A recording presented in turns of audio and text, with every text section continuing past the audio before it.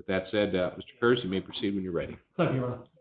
Sergeant Marsh of the Criminal Police Department saw the first body when he entered into the home on Winthrop. That's Corona. This is the home on Winthrop Drive where Sergeant Marsh entered September 17, 2015. When he entered, he wasn't quite prepared for what he saw. The first thing he saw was the body of a man sprawled on the living room carpet, covered in blood. So much blood covered this man, Sergeant Marsh could hardly tell his race. The man was gurgling, was making sounds. Somehow, this man was still alive. Unfortunately for Ricky Anderson, he died of his injuries 2 days later. To the right of Ricky Anderson lay another man. He too was covered in blood. He was lying between a kitchen island and a table. He was wearing a workman's uniform. On the table, there was a clipboard with paperwork from ADT, Securities. Barry Swanson was an installer for ADT. He was there that day to install the security system. He was dead. The third body Sergeant Marsh saw when he entered his home was in the garage. Sergeant Marsh followed a trail of blood from a recliner in the living room into the garage. When he got into the garage, he found the body of Michael Martin. He was dead. Ricky Anderson was Brandon Martin's uncle. Michael Martin was Barry Swanson there to install the security system. These men, and I'm showing a photograph now so the camera, for those watching at home, can see this. I'll put it on the Elmo display now. These three men, Ricky Anderson on the left, Michael Martin in the middle, and Barry Swanson on the right, were brutally beaten to death with a black baseball bat. Showing now the black baseball bat that was found at the home where these murders happened. That bat, covered in blood, it had the name of Brandon Martin.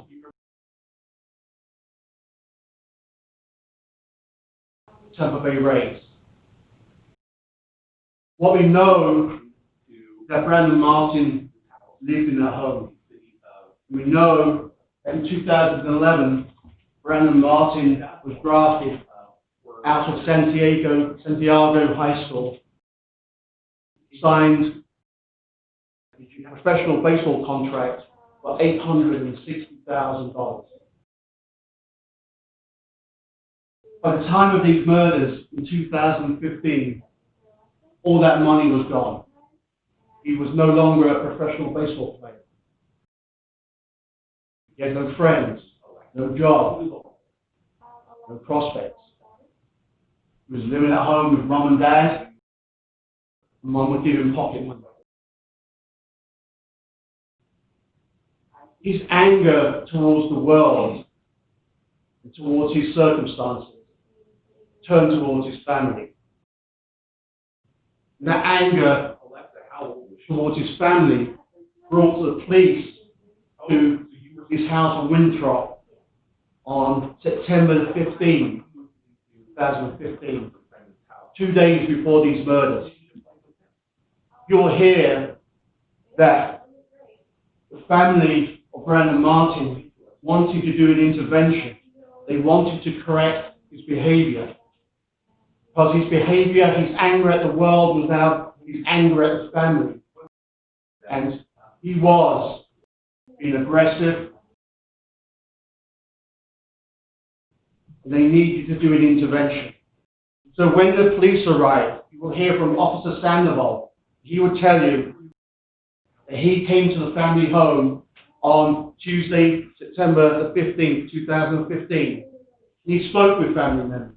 He spoke with the defendant. And the circumstances known to Sandoval at that time, he told the family he would do one of two things. He would either arrest the defendant or you could take him for what's known as a 5150 hold. A 5150 hold refers to the evaluation by emergency treatment service technique, or it's a situation whereby a police officer at the time has the discretion that he can arrest somebody, take him to jail, or if he believes that an evaluation under emergency treatment services is needed, he can do that. In those circumstances, you look at two things. Is the person a danger to others, or is he perhaps a danger to himself? If the officer believes one of those two things, he has the discretion not to arrest, but take them for treatment. That is what he was recommending to the family, these two choices. The family did not want either of these choices, because they were worried about how this would impact his possibility of ever playing professional ball again. When Sandoval told them it's going to be one or the other, they said, okay, take him to emergency treatment service. So Sandoval took the defendant, Brandon Martin, from the family home. The family did not want him in the home. The defendant, when he was being transported to emergency treatment services, knew he had been rejected by the Rays, and now he was rejected by his family. He was taken to emergency treatment services, and they are based in a location in Riverside over by Tyler Mall. He was there, he was booked into emergency treatment services late on the evening of September 15, 2015. And then he was released from emergency treatment services on the late morning of September the 17th. When he was released, he was told by the services, here are 2 bus passes for you to catch a bus wherever you want to go. He was also told at that time, your mom has told us you are not to come home. You are not welcome in a family home. He was told that as he was released from emergency treatment services. At that point, the defendant was abandoned by the Rays, and now he was abandoned by his family. He was once a top prospect, and now he was a man with no prospects. He went from ETS to the bus stops over at Tyler Mall. You will see that he boarded a bus heading to Corona at 2:25 p.m. on September the 17th. You will see from the bus video that he gets off the bus on 6th Street in Corona at 3:02 p.m. And from there, he walks to his family home on Winthrop in South Corona. The area we saw a moment ago, that nice little residential middle-class area. Despite having been told that he was not wanted at the family home, that he had been banned from the home, he walked directly to his home. Now, once he arrives at the house of Winthrop, he notices that the locks to the front door had been changed. Of course, we know Barry Swanson was the ADT installer. He was there to install a security system. He was there to change the locks. Once he's at the home, he sees Ricky Anderson, he sees Michael Martin, his dad, and he sees Barry Swanson. When he sees these people, and when he sees that he'd been rejected by his family and abandoned by his family, he knew that he had nothing in his life at that point. He really was a man with no prospect. Really was somebody who'd been rejected as a Tampa Bay Ray, rejected by his family, and then he let his anger loose on those closest. He took that black baseball bat, engraved with his name, the name of his team, and he struck out at his family. First, he hit Ricky Anderson. He struck him in the back of the head. He's defenseless. You will see from the photographs, those bloody awful photographs, you will see that when Ricky was hit, he was holding a beer, and the beer fell to the ground. You'll see that beer bowl next to his body. You'll see the injuries to the back of his head. You'll see that not only was he injured the back of his head, but the defendant also took that bat and struck him in the throat. With such force, it fractured his hyoid bone. And what you'll also see from the testimony of the pathologist regarding Ricky's injuries is that he had no defensive injuries. He had no defensive injuries because he was hit in the back of the head on a surprise attack. You will find out that Ricky Anderson died of multiple blunt force injuries inflicted by the defendant, the force of a professional baseball player, wielding the instrument of his profession as an instrument of death. Barry Swanson, a man who truly was in the wrong place at the wrong time. You will find out that Barry worked for a subcontractor of ADT called Defender Security. And you'll find out from the records we have subpoenaed that that company was contacted on September the 16th, 2015.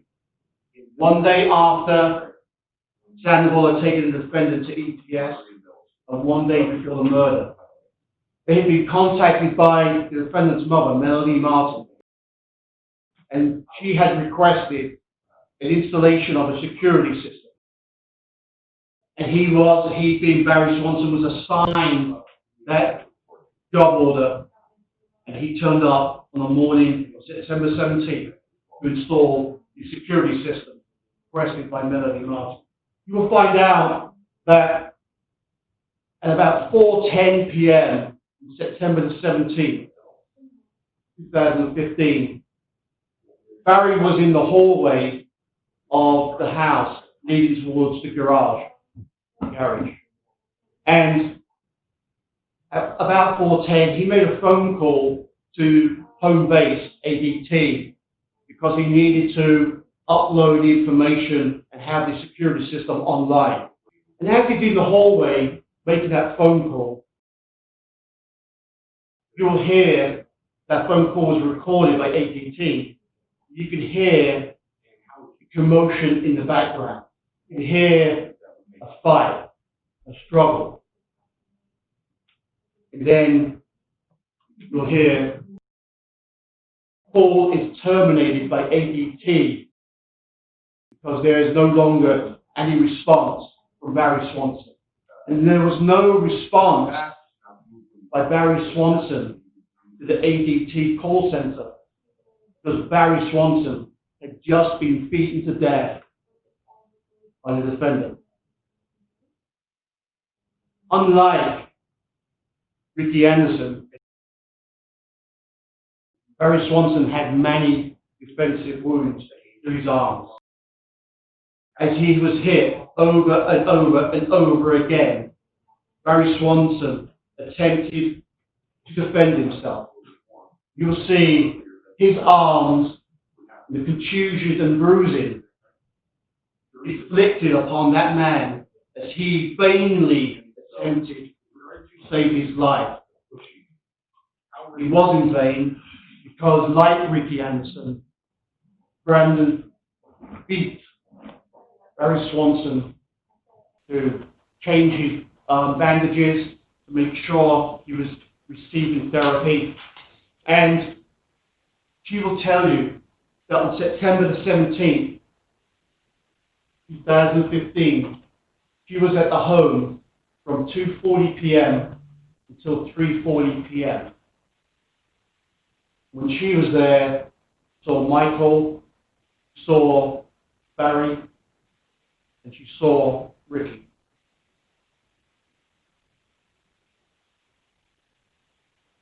She left at 3:40 p.m., a mere half hour before the defendant unleashed his anger on Ricky, Barry, and Michael. You will hear from Nurse Seagraves that Michael Martin used to sit in a recliner in the living room, and that would be where he was located. You will hear that as he sat there in that recliner, there was nothing he could do.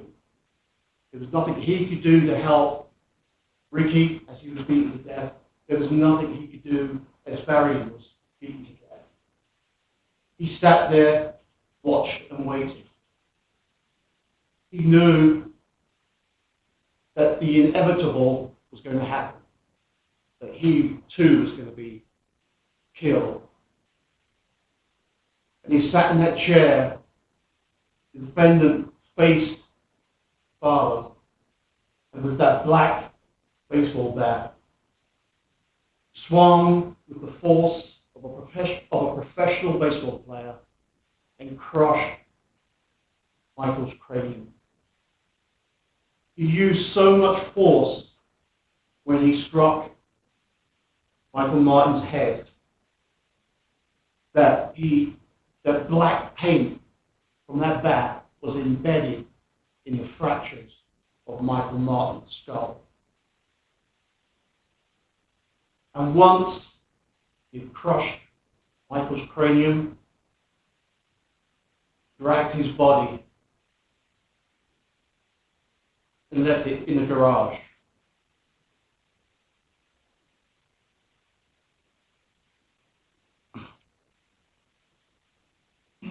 Three dead men.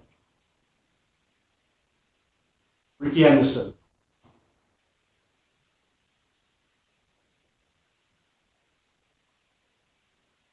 That was the first body Sergeant Gamache saw.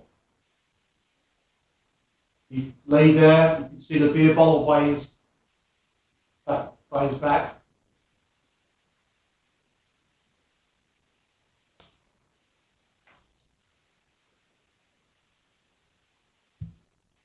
Barry Swanson, the ADT installer.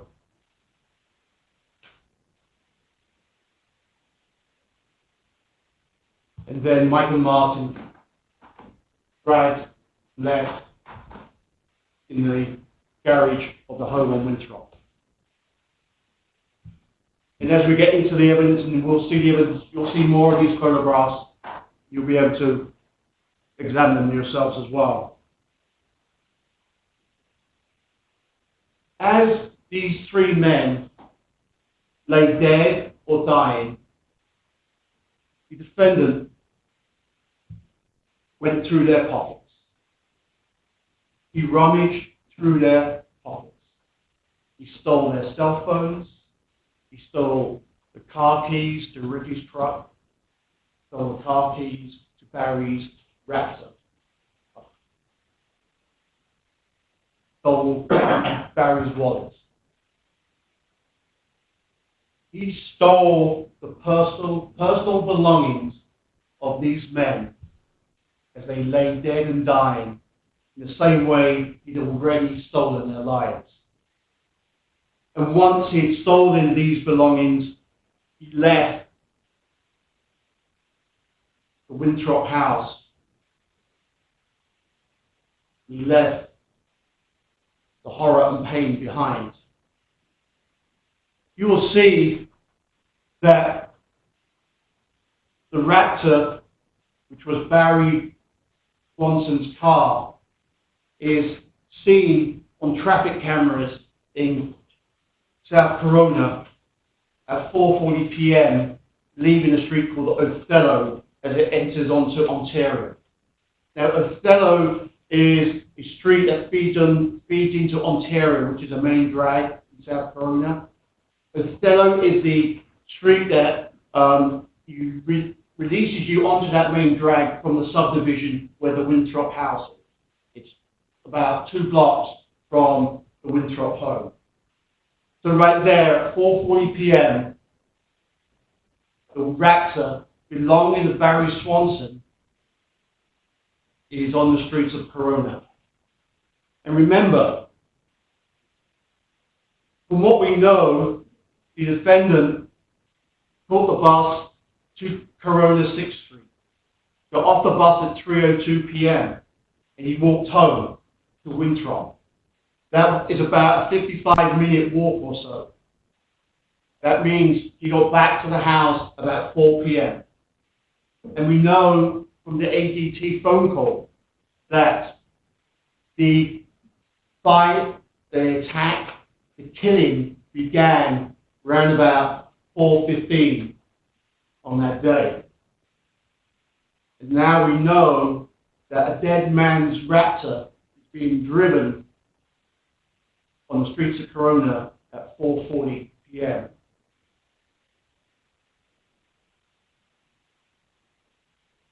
You will also see that Raptor, which is being driven by the defendant, is also caught on camera at an ARCO station in Corona. And you will see there the defendant attempting to put gas into that car, trying to use a credit card stolen from Barry's dead body.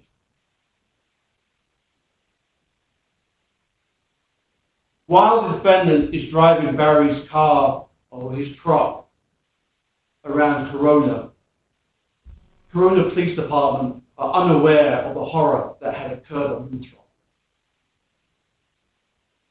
Sergeant Gamache isn't dispatched to Winthrop until 6:35 p.m. on September the 17th. And when he is dispatched, he's dispatched to what might be a homicide scene. And what is it that brings Sergeant Gamache of the Corona Police Department to that house?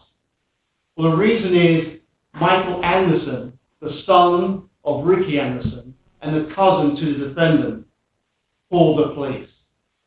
And Michael will tell you that during that time, family were attempting to do an intervention with Willie Martin.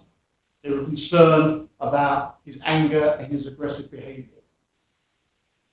He will tell you on that day, he was in a conversation with his dad about 4 p.m.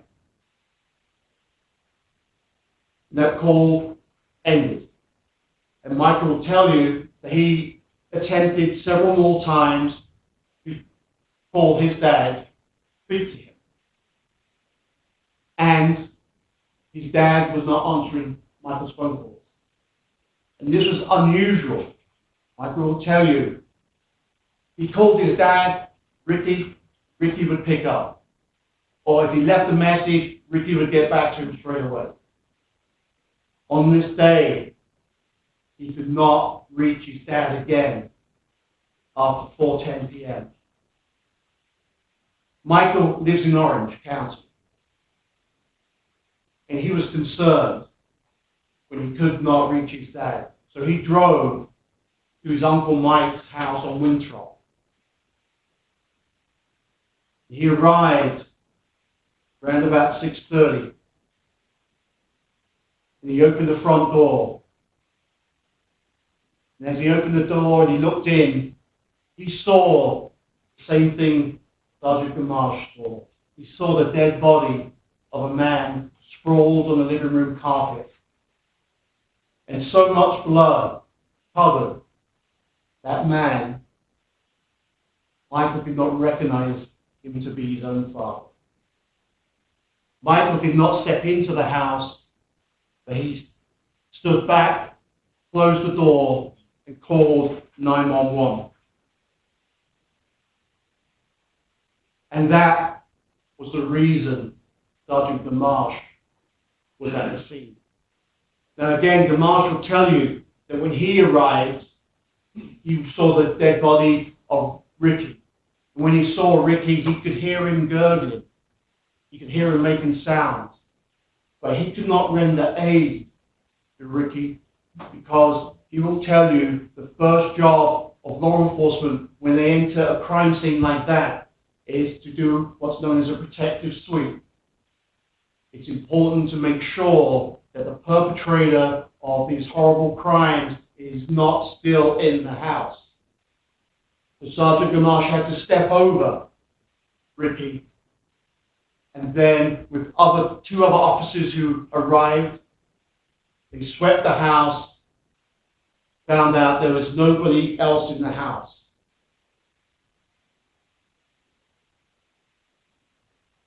Sergeant Gamache could see from the paperwork on the table that Barry Swanson was an ADT contractor. And knowing that, Gamache contacted ADT to find out more information. He wanted to know, was the workers fraught at the scene? Because from Gamache's review, it didn't appear to be a workman's fraught at the scene. You will find out that through the phone calls made to ADT, Sergeant Gamache was put into contact with Mike Harvey, who is the son-in-law to Barry. And Mike told Gamache, yes, Barry Swanson works as an installer for security systems, and Barry Swanson drives a Ford Raptor. The Raptor was not at the house. So what Sergeant Gamache did with the information he knew at that time is that he put out a BOLO, be on the lookout for the Raptor and for Brandon Martin. At that point, on the evening of September the 17th, 2015, the top prospect was now a wanted suspect. The Corona Police Department were briefed in terms of the BOLO, that they were looking for that Ford Raptor and they were looking for Brandon Martin.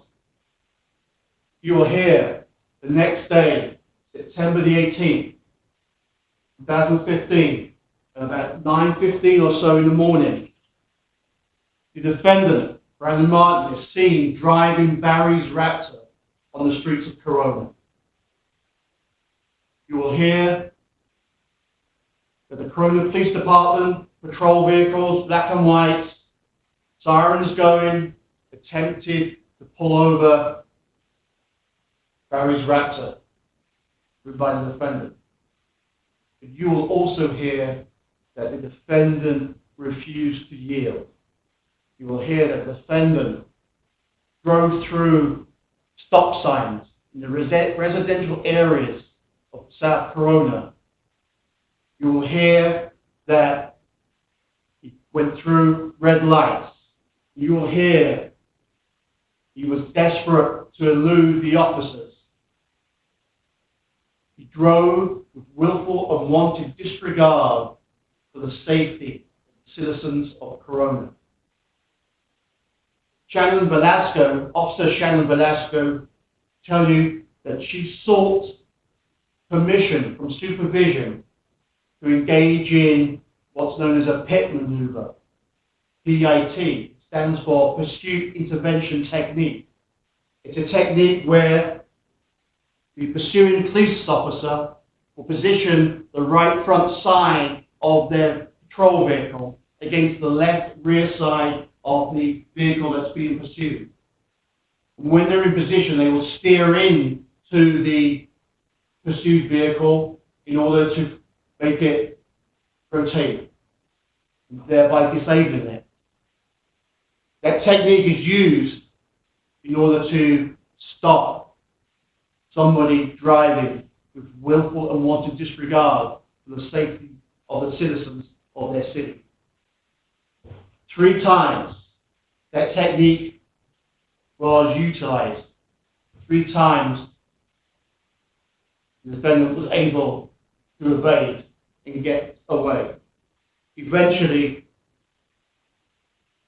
Officer Riley of the Corona Police Department rams the Raptor to bring to an end the desperate acts of a desperate man. He ran from the police in a dead man's stolen truck. When Riley rammed the truck, the defendant still did not give up. He jumped out of the Raptor and ran through the neighborhood, still desperate to elude the police officers. He ran. Eventually, he was cornered in a backyard at 858 Derby in Corona. He was cornered by the pursuing police officers, but he still would not give up. He would not yield to the authority of the Corona Police Department, and he continued to fight. You'll hear that he refused the commands, the lawful commands of the police officers.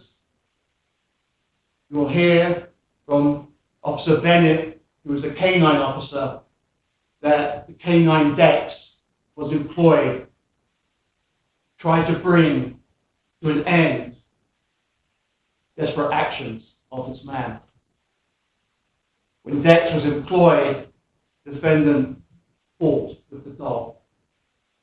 Hit the dog, picked the dog up and slammed it on the ground. Used his body on top of the body of Dex. He dragged the dog through the backyard. You also hear, as the officers witnessed this, they were giving commands for the defendant to give up. He would not. He refused to show his hands and continued in desperation.